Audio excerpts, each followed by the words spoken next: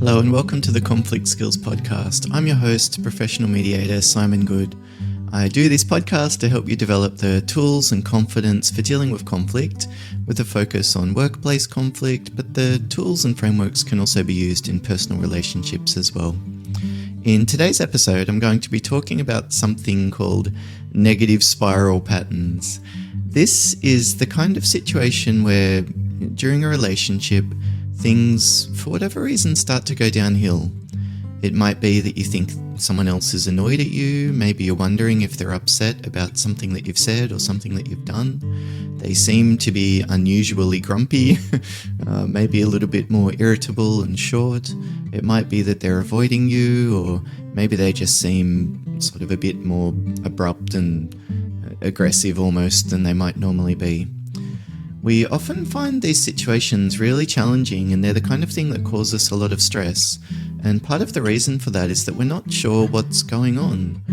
When we're dealing with uncertainty, that's one of the factors that can trigger the fight or flight response. So when our brain is trying to make sense of a situation and it doesn't understand it, that's the kind of thing that can cause fight or flight response. So cortisol, our stress hormone, is released, our body starts to pump adrenaline. So during these kind of phases in relationships, it's not uncommon for people to struggle to get to sleep or to unwind.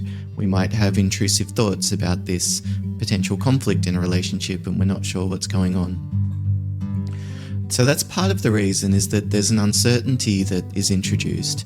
But the other thing that is at risk here is a sense of rejection. When someone's upset with us, like historically, if we're thinking about living in a tribe together, as 1,000 years ago, if someone else in your tribe was upset with you, that was a real risk, because they might not share food or resources. Maybe they would find a way to hurt you or exclude you, that kind of thing. So it's not as simple as, worrying about my wife being grumpy with me or my boss is a little bit more irritable than normal. This is actually triggering quite a deep circuit, and again, that's very closely connected to that fight or flight response. So that's part of the reason why when someone seems to be upset with us, it often causes us a lot of stress, even if rationally we're able to understand it as not such a big deal. Just because my team leader's a bit grumpy with me, who cares? But what do you know, I keep thinking about that as I'm laying in bed trying to go to sleep. Formally, in terms of the psychological literature, this is sometimes referred to as reciprocal attack spiraling phenomenon, which is a real mouthful. I'll say that again. It's reciprocal attack spiraling phenomenon. And the acronym that you could use is RASP. Dr. Robert Bramson has studied this in reasonable detail. He talks about just a relationship going progressively sour. The reason that it's an attack spiraling phenomenon is that when we think someone is grumpy at us or they seem to be grumpy with us, we tend to react in kind. Sometimes that's going on the attack ourselves. If someone's a bit aggressive, then we want to stand up for ourselves, so we're more abrupt and firm than we might normally be. Maybe we overreact even to something the other person's done because we're thinking about it in context of them being pretty rude and inappropriate sometimes for the past few weeks, whereas on their end, they might not be aware of that. So then they see our overreaction and they think, gosh, what has that person got upset with us? What's their problem? And then they start to go on the attack themselves. So it develops into this type of negative spiral. For me, when I'm doing conflict resolution training, I just talk about this as a sort of a set of responses which are a downward spiral. You do something, they interpret it one way. If they misinterpret what you've done, they would respond more negatively. The bias in all of our brains is to interpret things in a more negative way. So it's likely that we would say that the other person meant to do that rather than that there were contextual factors that contributed to it. So we negatively react and then they negatively react in kind. So negative spiral, reciprocal attack spiraling phenomenon, however you want to call it, this is the type of situation where relationships go downhill. And what I'm talking about in the podcast today is a strategy that we can use to short circuit this pattern and then open the door for things to begin to improve. As I talk about that, I'm trying to use realistic language there. Begin to open the door for things to start to improve. Because if things have been going backwards for a period of time, then it will take a period of time for things to improve. If your wife has been grumpy with you for a month, I hate to be the bearer of bad news, but it's likely that you've been contributing to that and doing something, at least in response, in turn, which probably she's interpreted as not being entirely positive. So it's fueling her behavior in kind. So if that's been happening for a month, it's not likely that you'll be able to wave a magic wand and suddenly fix it. What we're aiming for here, in terms of realistic expectations, is a shift in direction. We want to stop things from getting worse, or at least slow it down, and then we want to shift things in a more positive direction with the intention of building momentum over time. So as things start to improve, that's often where you would see more positive behaviors from the other person. You're more able to then stay calm and think more positively, and things start to improve. Actually, it's usually exponentially after that. But in the short term, all we're aiming for is to stop things getting worse and to help things start to improve, even just opening the door for that opportunity to develop. So in terms of the approach that I often suggest, it's based on some of the research by Dr. Bramson. He talks about 7 steps. So I'll go through these now as a list, and then I'll talk through each of them in turn. So step 1, make a short fuse appointment. Step 2, set the stage. Step 3, comment on the state of your relationship.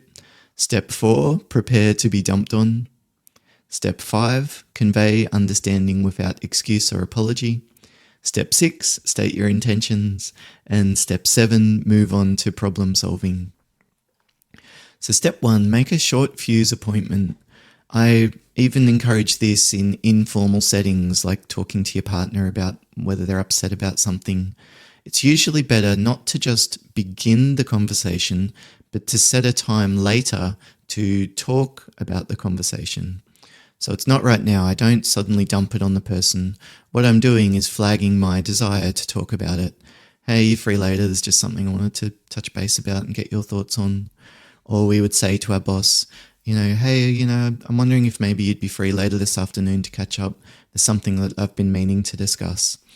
So we don't want it to be too far in the future, because that gives more time for the other person to worry about what we might want to talk to them about. They might know or think they know what we want to discuss with them, and so they start to become defensive. They imagine us criticizing them, and so they start to go through all of the possible justifications on their end. This, unfortunately, means that they often feel those emotions as if they were having that conversation. So then by the time we finally get to talk to them about it, they're already quite upset. So a short fuse appointment, I often suggest later in the same day would be ideal, or otherwise the following morning. I wouldn't raise this on a Friday if possible. I'd wait until Monday and then try and talk to them about it on Monday afternoon. So we set the short fuse appointment, so it's not too far in the future. And then the second step is to set the stage. You could do this when you're setting the appointment, or you could do this at the start of the conversation. I normally suggest I'd just say, look, there's something I want to discuss with you, and keep it general. And then when they say, well, look, now's okay, be like, okay, thank you. So then in terms of setting the stage, what we want to do is name the issue, but we want to do it in a neutral and mutual way. This is something that I often talk about with people who I'm coaching in conflict, is finding a way to name the issue, but you don't want it to come across as critical or judgmental. If we say to someone, I wanted to talk about how you're treating me lately, well, of course, that immediately implies criticism. It's me against you type of dynamic that can start to develop, and it's typically not a very helpful way of framing the issue. What we're wanting to do is to put the topic on the table for discussion, but not trigger the fight or flight response, defensiveness, resistance in the other person, which means that as we put the topic out there, it needs to not come across as critical. We don't want to build in uncertainty, which would trigger the fight or flight response. We don't want to imply any sense of guilt or judgment, because that's going to trigger that defensiveness and resistance. And we don't want to do it in a way that comes across as threatening in any other way, like raising our voice or yelling at them and not getting them a chance to speak, that kind of thing. So in short, I suppose we want them to feel a sense of control, and we want them to have a sense of connection with us. We're on the same page here. We're working together here. So I wouldn't say something like, I want to talk about how you've been treating me lately. I might say something like, I just wanted to talk about how things have been between us lately. Or I just wanted to talk about our working relationship. Or I wanted to talk about scheduling and rosters for the next month, just to make sure that we're on the same page. Or I wanted to talk about how we communicate about parenting decisions. I'd just like us to make sure that we're both clear about what to expect from one another. You're not feeling like I'm coming and raising an issue when you're in the middle of focusing on something else. But we also have a chance to discuss issues so that things don't fester and we're not making decisions at the last minute now under pressure. Step 3 is commenting on the state of the relationship. So here again, we want to try and find a mutual and neutral framing. I really like words like, there's been some tension between us lately, or I wonder if there's been some crossed wires. I wonder if maybe we've got different sets of expectation or different ideas about what we want or need from one another, different ideas about how we communicate, different ideas about how we parent together. That's not implying that one is better than the other or someone's right and wrong. It's just observing a difference. So again, I think that let's make sure we're on the same page. Let's clarify expectations. Let's find a way to make sure that we're meeting all of our needs effectively. That's often a better way to frame it than saying you've been a jerk and I wanted to talk to you about it lately to let you know how I feel about how annoying you've been. There is a real, skill to this, but also important is a genuine intention. It's so tempting to come across as justifiably outraged or, the other person is so wrong and you want to let them know how you feel. So that's a really common mistake I think people make when they're trying to start these type of conversations, is almost starting it by saying, I want to let you know how angry I am, or I want to let you know how upset I am about something that you've done. I want to let you know how wrong I think you've been behaving. Well, in a bizarre way, that almost seems justified. People say, it's really important to talk about your feelings and you should be open and transparent and honest. And I suppose, in a way, those things are all true. They might be valid principles that we hold. But what's the bigger goal here? You probably want trust and connection and friendliness and fun in the relationships that you have. It's not enjoyable, it's not relaxing or really easy to live with when someone's upset with us. So some people might tell themselves a story like they don't mind conflict, or they're a very confident kind of person, things don't rattle them. Well, of course these things rattle you. We've all evolved to live in tribes. We're connected, as in our brain structures are connected. So to sort of expect that you're not going to have things affect you if it's a work relationship, well, says who? Your brain doesn't know what's a work relationship and what's a personal relationship. So I think even having realistic expectations of ourselves is something that's also quite important. Because if we don't, that's often where it spills out. I want to talk to you about how upset I am. That's often because I somehow feel that that's justified in the moment. Whereas if I pause and think, well, what's really important here is I don't want the other person to keep doing what they're doing, that they're upsetting me or it's hurting me. Or I need to find a way to get over this thing that I'm upset about, and maybe talking about it together would be helpful for that. I've noticed that you seem hurt or upset about something, and I don't want you to be sitting with that. If possible, maybe we could talk about it and get on the same page, at the least to make sure that it doesn't continue to happen moving forward. So that state of the relationship, I would say something like, look, I feel like there's some distance between us lately. I don't know what your take is. Maybe I'm misreading things. I just wanted, though, to maybe just talk through anything if I've done something that's affected you. And maybe there's some options we could think about to reconnect when we're drifting apart. And maybe it's just because we've been busy lately. I'm not sure. Certainly not saying it's your fault or anything that you've done. At the same time, I'd like to be closer if possible. What do you think? So name the issue, talking maybe also about the future as well as the past. And then the fourth step is prepare to be dumped on. So if we've said something like, it feels like things have been tense between us lately, what's your take on the situation? I don't know, am I just misreading things, or do you feel like something might be going on? Well, They might say something like, no, it's all fine. I've got no idea what you're talking about, mate. Or, I don't know, I'm just busy at work lately, or I haven't been sleeping well. Well, I suppose in that case, at least, we've given the opportunity to raise the issue and open the door for potentially talking about it with us in the future. It might be that they didn't expect this from us, and so they would need some time to think it through before they actually do share how they're feeling. Or maybe they're not upset about something. Maybe it is just to do with work.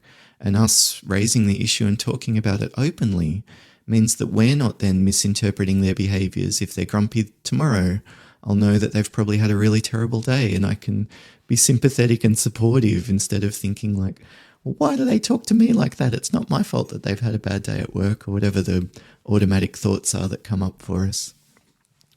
They might, though, say, yes, I'm upset about something. Well, I'm just sick of always having the family lunches at our house, or I'm just sick of always wanting to talk to you and you're too busy playing video games, or when you come to me with these last minute roster change requests, it creates extra work, and then I need to be the bearer of bad news and tell the other members of the team that things are changing again. Maybe they are upset about something, and here the essential tool is being quiet. Give them a chance to speak. If you ask questions or respond, it should be completely focused on exploring. Okay, could you tell me a bit more about that? Or how long have you been feeling this way? Or I can see where that might be, how you're feeling in some situations. I'm sorry that's been the impact on you. Gosh, that explains things. If you were feeling a bit tense or tired or short, and of course you were feeling that way, given that you had all of the planning responsibilities over the past few weeks. So prepared to be dumped on, and the only way we should respond here is, could you tell me more about that? It sounds like you're feeling like this. I wonder if this might have been contributing as well. How those kind of questions are often really helpful. Step 5 is acknowledging. We convey an understanding without an excuse or apology. So we might begin by saying something like, let me just check. I understood what you've told me so far. It sounds like from your perspective, you've been upset for the past few weeks, and it's not just one little thing that I've done. It sounds like you've been really trying to reach out and connect, and each time you've done it, you felt like I've just brushed you away and have been distracted or acted like something else was more important. And for you, that's actually been quite hard to take. After all, you were just trying to reach out, and here I was almost just being grumpy and irritable. And from your perspective, it's been pretty consistent over the past few weeks. Have I got that right? So we could focus on the negative side of it, things that we disagree with. All we're really trying to do here is to summarize their perspective. This is often the point where the other person starts to feel understood. You might notice their shoulders drop, they let out of a bit of a breath and say something like, that's right. Well, this is often the real turning point.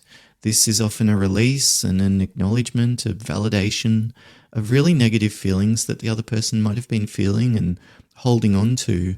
And so in itself, that often is an incredibly therapeutic intervention. You might pause here and just allow some time for the other person to process.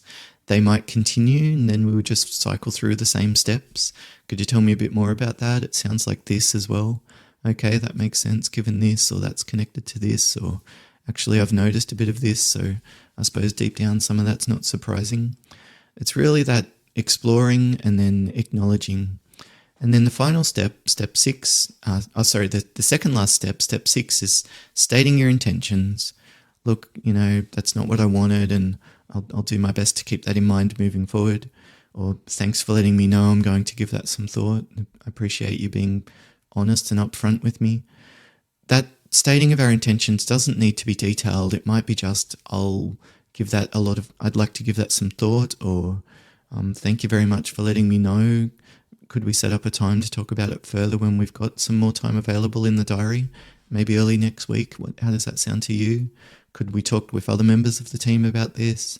It sounds like you'd like me to be more consistent or to contribute more efforts to this. Look, I'm happy to do that. Let's figure out what's going to work so that we're clear in terms of expectations.